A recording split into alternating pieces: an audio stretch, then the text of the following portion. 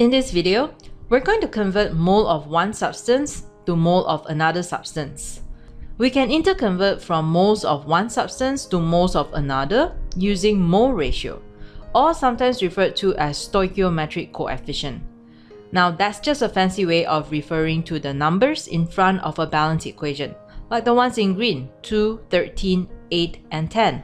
Now of course, before we can do the conversion, we'll first need to have a balance equation.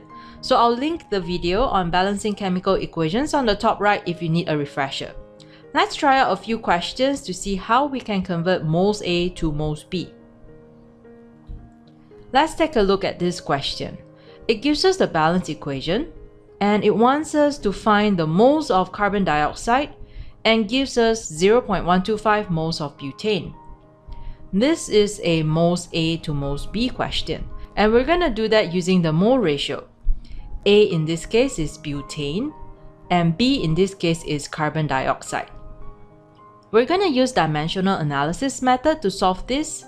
So we write out what we need to find, which is the mole of CO2, and then we write out the equal sign, what the question gives us, which is 0.125 moles of butane, and then we place a multiply sign and draw a line across. Place what we want to get rid of at the bottom. In this case, it's mole of C4H10. So we put it at the bottom so that they can cancel off like this. And then we place what we want to find, which is mole of CO2 on top.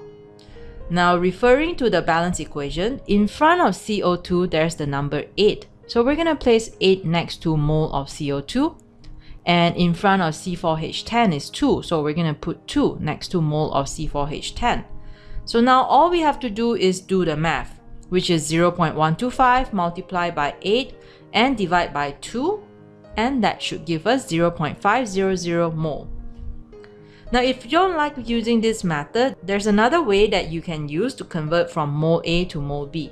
Let me show you. From the balance equation, we know that for 2 moles of C4H10, there's 8 moles of CO2 produced.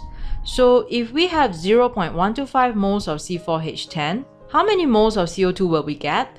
Well, going from 2 to 8 is a multiple of 4. Therefore, all we have to do is multiply 0.125 with 4, and that will give us 0.500 mole of CO2.